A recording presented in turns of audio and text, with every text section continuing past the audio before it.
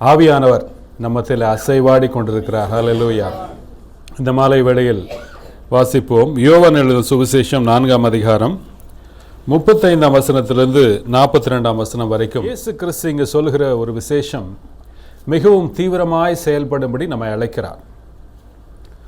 ஒரு தந்தை வயல்வெளியில் விளையாடி கொண்டிருந்த தன்னுடைய மகனை பார்க்க சென்றார். அந்த வயல்வெளியில் நெல்லோ கோதுமை விளைஞ்ச ஆள் உயரத்துக்கு சிலது வளர்ந்திருக்கும் வெளிநாட்டில். அந்த தூரத்தில் மகன் விளையாடி கொண்டிருப்பதை பார்த்தார். இவரும் பார்த்து கொண்டு அவரை பார்க்க, அந்த மகனை பார்க்க நடந்து சென்றார். மகன் தந்தையை பார்த்தவுடன் ஓடோடி வந்தான். திடீரென்று மகனை காணவில்லை. அப்பா நினச்சிட்டாரு ஏதோ கால் தடுக்கி விழுந்துட்டான் அப்படின்னு நினச்சிட்டு சரி பொறுமையாக அந்த வயலெல்லாம் தள்ளிட்டு வந்தார். வந்தால் தான் தெரியுது அவன் ஒரு கிணத்துல விழுந்திருக்கான். அப்பா அப்பான்னு கேட்குறான். விழுந்துட்டு தான் கத்துறான் போல இருக்குது அப்படின்னு நினச்சி பார்த்தா கிணத்துல விழுந்திருக்கான். அவர் உடனே கிணத்துல குதித்து பங்கனை தூக்குனவன் இன்னும் ஒரு செகண்ட் தாமதிச்சுதான் செத்துட்டு இருப்பான். அவன் கேட்டான் ஒரு கேள்வி, ஏன்பா இவ்வளோ லேட்டாக வந்தீங்க? நான் எதிர வரேன்னு தெரியுது, விழுந்துட்டேன்னு தெரியுது, நீங்கள் ஏன் இவ்வளோ லேட்டாக வந்தீங்க? அவர் மனசை அந்த கேள்வி உடைத்தது. அவர் நினச்சிக்கிட்டாரு சும்மா தடுக்கி விழுந்திருப்பான். இந்த பல வேளைகளில் ஆத்துமாக்கள் அழிந்து போகும் பொழுது நாம் நினைக்கிறோம் சும்மா ஒரு கஷ்டத்தில் இருக்கான், சும்மா ஒரு தலைவலியில் இருக்கான், சும்மா ஒரு கடன் பிரச்சனையில் இருக்கான். ஆனால் நமக்கு தெரியாது அவன் ஜீவனுக்கு போராடி கொண்டிருக்கிறான். நம்முடைய கடமை ஓடோடி சென்று அவனை காப்பாற்றுவது. இருக்கிற பல போதகர்கள் அதை செய்து கொண்டிருக்கிறீர்கள். ஆண்டவராகிய கிறிஸ்து என்று தீர்க்கதரிசனமாக எங்களோடு பேசுகிறார். பல வேளைகளில் நாம் சுணக்கமாக இருப்பதற்கு காரணம் நம்முடைய சிந்தை. அவன் பிரச்சனை என்னங்க, சரியாயிடும், எல்லாருக்கும் இருக்கிற பிரச்சனை தானே. ஆனால் ஆண்டவர் சொல்லுகிறார், ஒரு தகப்பனுடைய இருதயம் எப்படி இருக்கிறதோ அப்படி உங்கள் இருதயம் இருந்தால் நீங்கள் சும்மா இருக்க மாட்டீங்க. ஹல்லேலூயா. அவர் சமாரியா தேசத்திற்கு ஏன் செல்ல வேண்டும்? சமாரியா அந்த காலத்தில் இஸ்ரவேலருக்கு எதிரானவர்கள். அவங்க தனியாக இருப்பாங்க, இவங்க தனியாக இருப்பாங்க. சும்மா சிம்பிளாக சொன்னேன்னா இஸ்ரவேலருக்கு சமாரியர்கள் தாழ்த்தப்பட்டவர்கள். யூதர்கள் யாரும் அவரோடு சம்பந்தம் கலவ மாட்டார்கள், யாருமே போக மாட்டாங்க. ஆனால் இயேசுநாதர் அவர் எல்லாருக்கும் தெய்வம். ஹல்லேலூயா. அவர் சிறுவலுக்கு மட்டுமா தெய்வம்? எல்லோருக்கும் தெய்வம் என்பதை அந்த இடத்தில் நிரூபித்தார். நான் சொல்கிறேன் இந்த வார்த்தை கவனிங்க, அவர் எல்லோருக்கும் தெய்வம். இதை யாருமே ஒத்துக்கலை, இஸ்ரவேலில் உள்ள யாரும் ஒத்துக்கலை. உங்களுக்கு தெரியுமா, நினிவே பட்டணத்திற்கு ஒரு தீர்க்கதரிசியை அனுப்பினார் ஆண்டவர். அவன் தர்ஷீசுக்கு போனான். அவன் பேர் என்னங்க? நீங்களாம் போதகர், க்ளீனாக சொல்லுவீங்க. ஏன் அவன் நினிவேக்கு போல தெரியலங்களா? ஏன் நினிவேக்கு போலன்னா, நினிவே எல்லாம் புறஜாதியார் வாழ்கிற இடம். வேதாம் கல்லூரியில் நான் படித்த பொழுது ஒரு வார்த்தை படித்தேன். புறஜாதிகள் என்பவர்கள் யார்? இஸ்ரவேலருக்கு அவர்களெல்லாம் யார்னா, நரகத்தில் அக்னி எரியுது இல்லை, அந்த அக்னிக்கு விறகாக பயன்படுகிறவர்கள் தான் புறஜாதி. எனக்கு பிரியமானவர்களே, தேவனாகிய கர்த்தர் அப்படியே உருவாக்கினார். ஆனால் நினிவேயை பார்த்து மனதுருகினார் ஆண்டவர். போப்பா நினிவேக்கு தீர்க்கதரிசி சொல்கிறான். எதுக்கு அங்கே போகணும்? ஆண்டவருக்கு அறிவு இல்லையா? பல நேரத்தில் நம்ம அழைப்பு வரும்போது அப்படி நினைக்கிறோம். சில பேர் சில வேளைகளில் உங்களில் சிலர் அப்படி நினைக்கிறதாய் ஆண்டவர் காண்பிக்கிறார். ஏன் ஆண்டவர் அங்கே போய் சொல்கிறார்? ஏன் ஆண்டவர் அங்கே நினிவேல அவன் சாவதாயம் பிறந்தேன், அவனுக்கு போய் என் சுவிசேஷம், அவனுக்கு போய் இதுக்கு எச்சரிக்கையின் செய்தி, அதுக்காக நான் தீர்க்கதரிசியாக இருந்தேன். தீர்க்கதரிசிக்கு ஒரு பெருமை, நான் கர்த்தருடைய தீர்க்கதரிசி, கர்த்தருடைய வார்த்தை எனக்கு வருகிறது, இதை போய் இவனுக்கு ஏன் சொல்ல வேண்டும்? இஸ்ரவேலுக்கு சொன்னால் பரவாயில்ல, பிரயோஜனம். புறஜாதிக்கு போய் அவன் எதுக்கு ரட்சிக்க போடணும்? அவன் தான் அழிவே பிறந்திருக்கிறானே. அவன் எதுக்கு பிறந்திருக்கான்? நரகத்திற்கு தீயாக பிறந்தவனுக்கு நான் எதுக்கு சுவிசேஷம் சொல்லணும்? தர்ஷீசுக்கு போகிறேன். அதனால தான் தர்ஷீசுக்கு போனான். ஆண்டவர் விட்டாரா? திருப்பி கொண்டு போய் அந்த ஜனங்களை மனம் திரும்ப பண்ணி ரட்சிக்க பண்ணி உலகத்திற்கு அனைத்திற்கும் ஆண்டவர் என்று சொன்னார். இன்னி வரைக்கும் ஆண்டவருக்கு பிரச்சனையே இஸ்ரவேல் தான். அவனுக்கு புரியல, ஆண்டவர் மனசு புரியல. பல வேளைகளில் நாம் ஊழியம் செய்கிறோம், ஆண்டவர் மனசு நமக்கு புரியாதனால பல பிரச்சனை நமக்கு. அல்லேலூயா. ஆண்டவர் என்ன நினைக்கிறார், எதை நினைக்கிறார், எதை அவருக்கு பிடிக்கும்? சில பேர் நினச்சிக்கிறான் ஆண்டவர் பரிசுத்தமானவங்களை தான் நேசிக்கிறார். உண்மை, பரிசுத்தம் இல்லாமல் ஒருவனும் தேவனை தரிசிக்க முடியாது. ஆனால் நம்ம விசுவாசனால தான் ஆண்டவர்கிட்ட போகிறோம். தரிசித்து விசுவாசியாமல் பார்க்காம விசுவாசிக்கிறோம். பல வேளைகள் அதனால் பரிசுத்தம் இல்லாதவங்களே அவன் நரகத்துக்கு பிறந்தவன் அவன் நம்மளே சொல்லலாம். அப்படி அல்ல, ஆண்டவர் எல்லோரையும் நேசிக்கிறார். எல்லா ஜனங்களும் அவருடைய கிரியைகள், அவருடைய கரத்தின் கிரியைகள். ஹல்லேலூயா. அவர் மனசை புரிஞ்சுக்கிறது தான் ஆண்டவர் இங்கே கூட்டின்னு வந்திருக்கார். ஹல்லேலூயா. அவர் மனசு என்ன நினைக்கிறது, அவருடைய இதய துடிப்பு என்ன, எதை குறித்து ஆண்டவர் இதய துடிப்பு கொண்டு இருக்கிறார். சமாரியாவை நோக்கி நடந்து செல்கிறார். ஒரு நாள் நடக்கிறார். இயேசுநாதர் நடக்கிறாருங்க. யார் பார்க்க? ஒரு லேடியை பார்க்க, ஒரு பெண்ணை பார்க்க. பெண்ணுனா அவ்வளோ கேவலம், புறஜாதினா அதை விட கேவலம், பெண்ணுனா அதை விட கேவலம். 2 பேரையும் பார்க்க போறார். அல்லேலூயா. மற்றவர்கள் ஒதுக்கினவர்களை பார்க்க நடந்து போகிறார். வேதம் சொல்லுகிறது இயேசு களைப்படைந்தார். இப்போ மூச்சு வாங்கியிருக்கோம். இயேசுநாதர் கடவுளா மனுஷனா? அவரு கடவுளும் அவர் தான், மனுஷனும் அவர் தான். அவருக்கு களைப்பு இருந்தது, தாகம் இருந்தது, கோபம் இருந்தது, பசி உண்டாயிற்று, கண்ணீர் விட்டார், எல்லாம் இருந்தது. ஆனால் அவர் கடவுள். நம்ப முடியுதுங்களா? நம்ம மனசு மாறினாங்க. நம்ம மனசு மாறணும். ஆண்டவர் யாருன்னு தெளிவாக தெரிஞ்சுக்கணும். அவர் யாருன்னு தெரிஞ்சதுன்னா வேற விதமாக மாறிடுவோம். மறுரூபத்தை ஆண்டவர் தருகிறார். சமாரியாவை நோக்கி நடந்து செல்கிறார். நடந்து சென்ற ஆண்டவர் ஒரு ஸ்திரீயை பார்த்து, ஏன் அந்த ஒரு லேடியை பார்க்கணும், ஏன் அந்த ஒரு பொண்ணை பார்க்கணும், அந்த ஏன் பார்த்தேன்றது தான் இந்த வசனத்தை சொல்கிறார். 35ஆம் வசனத்தில் ஆண்டவர் சொல்லுகிறார், அறுப்பு காலம் வருகிறதுக்கு இன்னும் 4 மாதம் செல்லும் என்று நீங்கள் சொல்லுகிறது இல்லையா? கோதுமை விதையை விதைத்தவுடன், இஸ்ரவேலில் ஒரு கலாச்சாரம் இருக்குது, விதைச்ச உடனே கிராமத்தில் சொல்லிடுவாங்களாம், கோதுமை விதையை விதைச்சிட்டேன், 4 மாதம், இன்னும் 4 மாதத்தில் அறுப்பு. ஹல்லேலூயா. இது ஒரு பழமொழி. விதைச்சா 4 மாதத்தில் அறுப்பு இல்லையா அப்படின்னு பேசுகிற மாதிரி பேசுவாங்க. ஆண்டவர் சொல்கிறாரு, ஆண்டவர் நம்முடைய உலக வழக்கத்தில் இருக்கிற அதே கலாச்சாரத்தை பயன்படுத்தி தேவனுடைய ராஜ்யத்தை அவர் விளக்குகிறார். ஹல்லேலூயா. ஆண்டவர் சொல்லுகிறார் 4 மாதத்தில் அறுவடை. ஏன் சொல்கிறாங்கன்னா, 4 மாதத்தில் அறுவடைன்னா அது நற்செய்தி. ஏன் நற்செய்தினா, அறுவடைக்கு மக்களை எல்லாம் கூடுவாங்க, வேலைக்கு வருவாங்க, அவங்களுக்கெல்லாம் சம்பளம் கொடுப்பாங்க. அப்போது ஒரு வேலை கேரண்டி.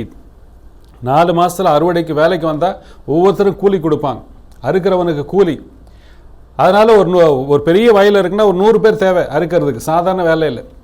100 பேருக்கு கூலி கிடைக்குதுன்னா அது எவ்வளோ பெரிய சந்தோஷம். அனௌன்ஸ் பண்ணுறது, குட் நியூஸ் அனௌன்ஸ் பண்ணுறது, எல்லாருக்கும் அறிவிக்கிறது, நிலத்தில் விதைச்சிட்டேன், 4 மாதத்தில் அறுவடை இருக்கு, வந்துருங்க. ஹல்லேலூயா. விதைச்ச உடனே எல்லா இடத்துக்கும் சொல்லுவாங்க, 4 மாதத்தில் அறுவடை இருக்கு, வந்துருங்க, நீங்கள் வந்துருங்க, வேலைக்கு வந்துருங்க. உன் கண்களை ஏறெடுத்து பார். சமாரிய ஸ்திரீயை நோக்கி அவர் செல்வதற்கு காரணம் என்ன? அறுவடை வந்துவிட்டது. இந்திய தேசத்திலே ஆண்டவர் சொல்லுகிறார், உன்னை எலெக்ஷனுக்கு காலம் இருக்குது, உன்னை எழுப்புதலுக்கு காலம் இருக்குல்ல. ஆண்டவர் சொல்கிறார், கண்களை ஏறெடுத்து பார், கண்களை ஏறெடுத்து பார், கோதுமை விளைவு நிறைந்திருக்கிறது, இதுவே அறுவடையின் காலம் என்று சொல்லுகிறார். இதுவே அறுவடையின் காலம். அநேக ஆத்துமாக்கள் காத்து கொண்டிருக்கிறது. நீ சும்மா உட்கார்ந்து கொண்டிருக்கிறாய். செய்ய வேண்டிய இடத்துல ஊழியர் செய்யாமல் செய்யக்கூடாத இடத்துல செஞ்சுட்டு இருந்தால் அறுவடை எப்படி வரும்? அல்லேலூயா. ஆண்டவர் சொல்லுகிறார், அறுவடைக்காக உன் கண்களை ஏறெடுத்து பார். ஏன் அந்த ஒரு லேடியை பார்த்து போனார்? ஒரு பெண்ணை பார்த்து ஏன் போனார்? அதுவும் சாதாரண பெண் அல்ல. ஆனால் ஆண்டவர் அவளை நோக்கி ஏன் சென்றார்? நம்மெல்லாம் சிரிக்கிறோம், இன்றைக்கும் சிரிக்கிறோம். அதான் யாரும் இல்லாத நேரத்தில் அவள் தண்ணி எடுக்க வந்தா. ஆண்டவர் அவளை பார்த்து பேசி அவளுக்கு தீர்க்கதரிசன ஊழியம் செய்தார். ஹல்லேலூயா. யாருக்கு செஞ்சாருங்க? அவளுக்கு தீர்க்கதரிசி. உலகத்தை உருவாக்கின எம்பெருமானாகிய இயேசு கிறிஸ்து தீர்க்கதரிசிகளுக்கெல்லாம் தீர்க்கதரிசன ஆவியை தந்தவர். அவளை பார்த்து ஒரு தீர்க்கதரிசனை சொல்லுகிறார். என்ன தீர்க்கதரிசனம்? உனக்கு 5 புருஷர்கள் இருந்தார்கள். ஹல்லேலூயா. இதுதான் ஒரே தீர்க்கதரிசனம். இந்த ஒரு தீர்க்கதரிசனம் சமாரியா முழுவதையும் மாற்றுகிறது. ஹல்லேலூயா. உன்னுடைய வரம் எங்கே இருக்கிறது? எது உன்னுடைய வரம்? என் மனைவி சொன்னாங்க, அழைப்பு எத்தனை வல்லமை உள்ளது என்றால், தேவன் எவ்வளவு வல்லமையான ஒரு, அதே போல உன் அழைப்பு வல்லமை உள்ளது. உன் அழைப்பு எதில் இருக்கிறது? போதகரா, தீர்க்கதரிசியா, எவாஞ்சலிஸ்டா? உன் அழைப்பு என்ன? உன் வரம் என்ன? அதை பயன்படுத்து. அதை அப்படியே ஊற வச்சுட்டு இருக்காது, ஊறுகா மாதிரி ஊற வச்சுருக்கார். நேரம் வரவில்லை என்று சரியான இடத்துல போய் பயன்படுத்து. உங்களுக்கு தெரியுமா, அந்த சமாரிய தேசத்திலே ஒரு அற்புதம் கூட ஆண்டவர் செய்யலை. இயேசுநாதர் ஒரு கண்ணு சுகமாக்கல, ஒரு ஜுரத்தை சுகமாக்கல, ஒருவனுக்கும் ஒரு அற்புதத்தை செய்யலை. ஆனால் ஊரே மனம் திரும்பிச்சு. ஹல்லேலூயா. ஊரே மனம். அதான் ஒரே வரம், ஒரே ஒரு ஆளுக்கு பயன்படுத்து. அந்த முழு கிராமத்தை, அந்த முழு நகரத்தை நீ ஆதாயப்படுத்திக் கொள்ள. சரியான ஆளை ஹிட் பண்ண ஆண்டவர். சரியான தேவ சித்தத்தை நிறைவேற்ற தேவகுமாரன் புறப்பட்டு சென்றார். உன்னுடைய வரம் எங்கே இருக்கிறது, எங்கே பயன்படுத்த வேண்டும்? நான் 10ஆவதுல ரட்சிக்கப்பட்டா, 10ஆவது படித்து முடிச்சு ரட்சிக்கப்பட்டேன். வீட்டில் அவ்வளோ எதிர்ப்பு, இந்து மதத்திலேருந்து வந்தவன். ஜெபம் பண்ணிகிட்டே இருப்பேன். 11ஆவது புது ஸ்கூலில் சேர்ந்தேன். என் வழக்கம் என்னென்னா 4:30 மணிக்கு எழுந்து, 4:30 மணி இல்லை, எப்போ முழிப்பு வருதோ அப்போ தான் என்னோடய விடிய காலை. 3:30 மணிக்கு எழுந்தால் 3:30 மணி, 4:30 மணி 4:30 மணி, அப்போதுலேருந்து ஜெபம் பண்ணுவேன்.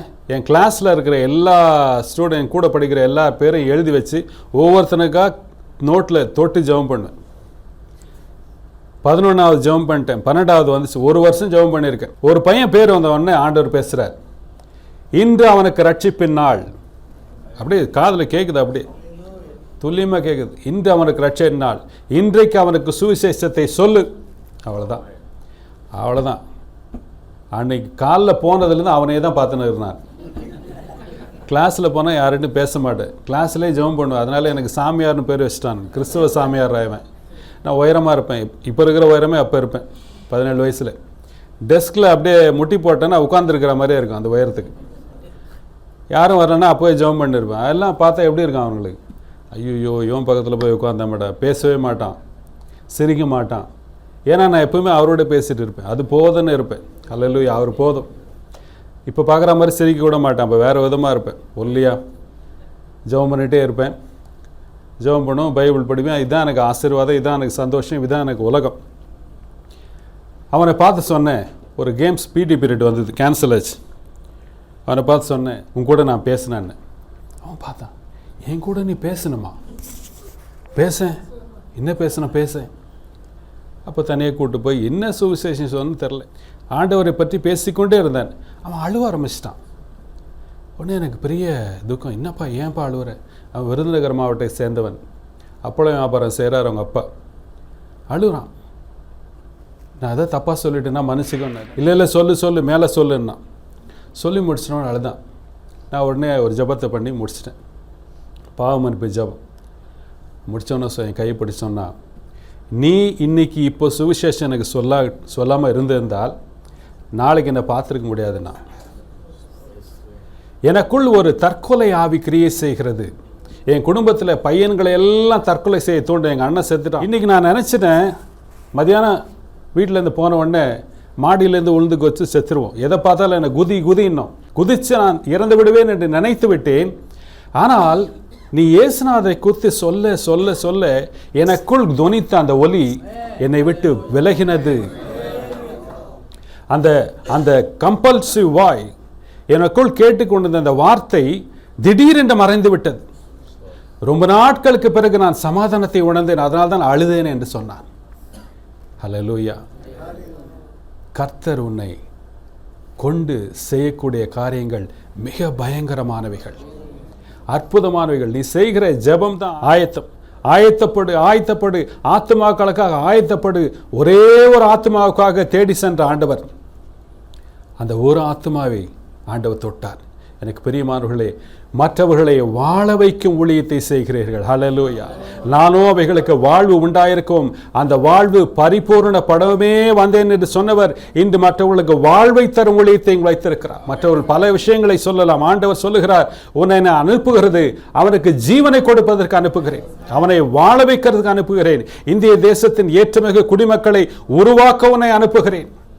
இந்த தேசத்தின் ஆசீர்வாதமே நீங்க தான். ஹல்லேலூயா. இந்த தேசம் ஆசீர்வதிக்கப்படுவதற்கு நாம் எல்லாம் காரணம். ஹல்லேலூயா. ஒரு தேசம் ஆசீர்வதிக்கப்படுவதற்கு, தேவனுடைய ஆசீர்வாதம் வருவதற்கு நீதிமான்கள் தேவை. நீதிமான்களின் கூட்டத்தை உருவாக்க அனுப்பப்பட்டிருக்கிறோம். ஆகவே ஆண்டவராகிய இயேசு கிறிஸ்து போனார், அந்த ஸ்திரீயை பார்த்து சொன்னார், நீ பாவின்னு சொல்ல, நீ மனம் திரும்பன்னு சொல்ல. யாரை பார்த்து என்ன சொன்னார்? நம்ம சுவிசேஷ பாட்டெல்லாம் அங்கே ஃபெயில். அவர் சொன்னதெல்லாம் வேற. தண்ணி கொடுமா, நான் தாகமாக இருக்கிறேன்னார். இயேசு எவ்வளோ தாழ்மை, எனக்கு நீ தண்ணி கொடுன்றார். எப்படி இப்படியெல்லாம் அவர் பேச முடிகிறது என்றால், அந்த ஆத்மாவை அறிந்திருக்கிறார், ஜெபித்திருக்கிறார், நடந்திருக்கிறார், உழைத்திருக்கிறார், தேவன் கிரியை செய்கிறார். ஹல்லேலூயா. நாம் எழுந்து நிற்போம். பரிசுத்த ஆவியானவர் நம்மத்திலே உலாவிக் கொண்டிருக்கிறார். தேவனுடைய மகத்துவமான வல்லமை நம்மத்திலே அசைவாடி கொண்டிருக்கிறது. ஹல்லேலூயா. உங்கள் அழைப்பு வல்லமையால் நிறைந்தது. உங்கள் அழைப்பை நீங்கள் அறிந்திருந்தீர்கள் என்றால், உங்கள் அழைப்பிலே நீங்கள் ஓடுவீர்கள் என்றால், அநேக அற்புதங்களை செய்ய ஆண்டவர் காத்து கொண்டிருக்கிறார். ஹல்லேலூயா. இங்கு வந்திருக்கிற உங்களை நேசிக்கிறார். உங்கள் இதயங்களை மாற்ற விரும்புகிறார். மற்றவர்களை குறித்து ஒரு சிலருக்கு பரிசுத்த ஆவியானவர் தீர்க்கதரிசனமாய் சொல்கிறார். ஒரு சில போதகர்களை, ஜாதியை குறித்து உங்கள் இதயத்தில் கொண்டிருக்கிற நம்பிக்கையை விட்டுவிடுங்கள். ஜாதி என்னிலிருந்து வந்தது அல்ல. நீ பிறந்த மண்ணில் அந்த ஜாதி இருக்கலாம், ஆனால் ஜாதி மனப்பான்மை உன் ஊழியத்திற்கு தடையா இருக்கிறது. ஜாதி மனப்பான்மையை விட்டுவிடு. அது கர்த்தருக்கு பிரியமில்லாதது. கர்த்தர் அதை அருவருக்கிறார். ஹல்லேலூயா. அநேக ஏற்றத்தாழ்வுகள் இந்த பூமியில் இருக்கிறது.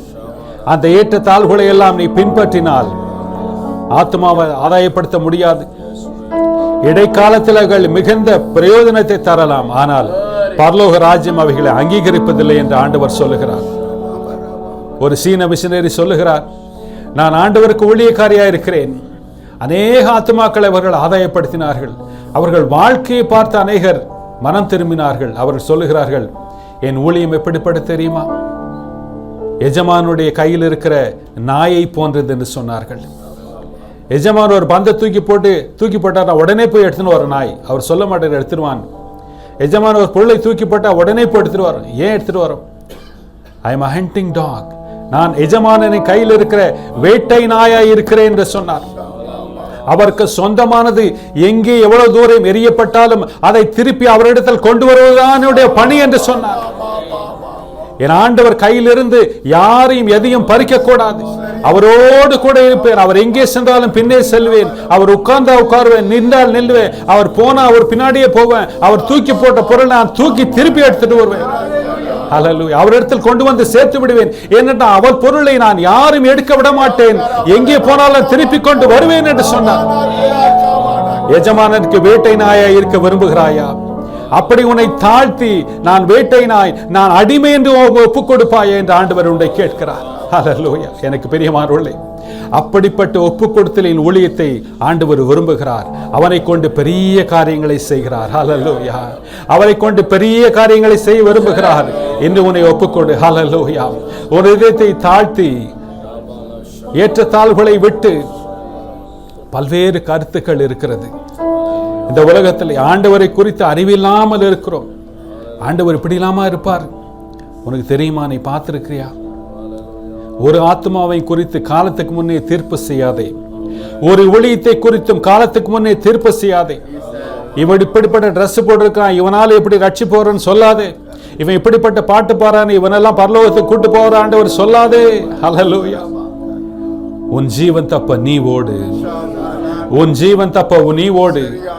ஆண்டவர் எஜமானான் ஆகிய ஆண்டவருக்கு வேட்டை நாய இருந்து அவர் கையிலிருந்து வந்து தூக்கி போட்டால் அதை திருப்பி கொண்டு வந்து சேர். ஆத்துமாக்களை பிசாசு திருடி இருக்கிறான், நீ ஏன் சும்மா இருக்கிறாய்? அவைகளை கவி கொண்டு வா என்று ஆண்டவர் சொல்லுகிறார். அவைகளை கவி கொண்டு வா, அவைகளை திருப்பி ஆண்டவரிடத்தில் சேர் என்று சொல்லுகிறார். ஹல்லேலூயா. என்னோடு இருக்கிறவன் சேர்க்கிறான் என்று ஆண்டவர் சொல்லுகிறார். என்னோடு இருக்கிறவன் சேர்க்கிறான் என்று ஆண்டவர் சொல்லுகிறார். இன்று அவருக்கு வேட்டை நாயா இருக்க ஒப்புக் கொடுக்கிறாயா? இன்று அவருக்கு வேட்டை நாயா இருக்க ஒப்புக் கொடுக்கிறாயா? ஹல்லேலூயா. இயேசு உன்னை அழைக்கிறார். இயேசு உன்னை அழைக்கிறார். மகத்துவமான ஊழியம் செய்ய அழைக்கிறார். அபிஷேகத்தை அளவில்லாம தருகிறவர் அழைக்கிறார். உன் அழைத்த அழைப்பிலே நீ நிலை நிற்கும்படி அவரிடத்தில் ஒப்புக்கொடு என்று ஆண்டவர் சொல்லுகிறார். உன் ஜீவியத்தை மாற்றும் அடையாள அற்புதங்களை செய்வேன். சிலர், ஆண்டவரே எனக்கு வரத்தை தாரும் என்று கேட்கிறீர்கள். ஆண்டவர் என்று உங்களுக்கு வரத்தை தருகிறார். ஹல்லேலூயா. ஜீவனுள்ள தேவன் தம்முடைய வரத்தை தருகிறார். ஹல்லேலூயா. ஹல்லேலூயா. இயற்கை சூழ்நிலைகளை உன்னை கொண்டு மாற்றுவார். ஹல்லேலூயா. தீர்க்கதரிசன அபிஷேகத்தை தருகிறேன் என்று அவர் சொல்லுகிறார். இப்பொழுது அந்த அபிஷேகம் இறங்கி வருகிறது. இப்பொழுது அந்த அபிஷேகம் இறங்கி வருகிறது. தேவனுடைய தீர்க்கதரிசன அபிஷேகம் பெற்றுக்கொள், பெற்றுக்கொள், பெற்றுக்கொள், பெற்றுக்கொள், பெற்றுக்கொள் என்று ஆண்டவர் சொல்லுகிறார். ஹல்லேலூயா. ஜீவனுள்ள தேவன் உனக்கு தருகிறதை பெற்றுக்கொள். ஹல்லேலூயா. இலவசமாய் பெற்றுக்கொள்வாய். ஹல்லேலூயா. இலவசமாய் இதை பயன்படுத்து. ஹல்லேலூயா. காசுக்கு பயன்படுத்தாதே, காசுக்கு பயன்படுத்தாதே. ஹல்லேலூயா. இயேசுநாதரை பார்த்து பிசாசு சொன்னான், உமக்கு பசியா இருக்கிறது, கல்லுகளை அப்பங்களை மாற்றும் என்று சொன்னார். தேவகுமாரனா கல்லுகளை அப்பமாய் மாற்ற முடியும், அந்த வரம் இருக்கிறது. ஆனால் தன் பசிக்கு அந்த அப்பமாய் மாற்ற அவர் விரும்பவில்லை. ஹல்லேலூயா. தேவனை நோக்கி பார். வரத்தை ஆத்துமாவை ஆதாயப்படுத்த உபயோகப்படுத்து. ஆத்துமாக்களை பார்க்கும்போது பணமாய் அவர்களை பார்க்காதே, அவரிடத்தில் என்ன கிடைக்கும் என்று பார்க்காதே, உன்னிடத்தில் இருக்கிறதை கொடு என்று ஆண்டவர் சொல்கிறார். ஹல்லேலூயா. வரத்தை பெற்றுக்கொள், வரத்தை பெற்றுக்கொள், வரத்தை பயன்படுத்த என்று ஆண்டவர் சொல்லுகிறார். வரத்தை பயன்படுத்து. ஹல்லேலூயா. இந்த தேசத்திற்கு தீர்க்கதரிசியாய் உன்னை உயர்த்துவேன். உன் மாவட்டத்தில் ஒரு தீர்க்கதரிசி இருக்கிறான் என்பதை நிரூபிக்கப்படும் அடையாளங்களை செய்வேன் என்று ஆண்டவர் சொல்லுகிறார். ஹல்லேலூயா. நன்றி இயேசு சுவாமி. Thank you Holy Spirit. Thank you Holy Spirit. Hallelujah. நிறைவான ஆவியாரோடு நிரப்பிக் கொண்டிருக்கிறார். முடியாததை முடியும்படி செய்கிறார். உன்னால் முடியாததை முடியும்படி செய்கிறார். ஹல்லேலூயா. உன்னால் எது முடியாதோ அது முடியும்படி ஆண்டவர் மாற்றுகிறார். ஹல்லேலூயா. ஒரு சிலருக்கு புதிய சுகத்தை தந்து அனுப்புகிறார், புதிய பலத்தை தந்து அனுப்புகிறார். காரணம், உன் அழைப்பிலே நடக்கும்படி உறுதி பூண்டபடினால் அழைப்புக்கேற்ற பலன் உனக்கு தரப்படுகிறது, அபிஷேகத்திற்கேற்ற பலன் உனக்கு தரப்படுகிறது. ஹல்லேலூயா. நீண்ட நாட்களாய் இருந்த வியாதி உன்னை விட்டு அகலுகிறது, பலகீனம் அகலுகிறது, கர்த்தருடைய பலன் உன்னை நிரப்புகிறது. ஹல்லேலூயா. Thank you Holy Spirit.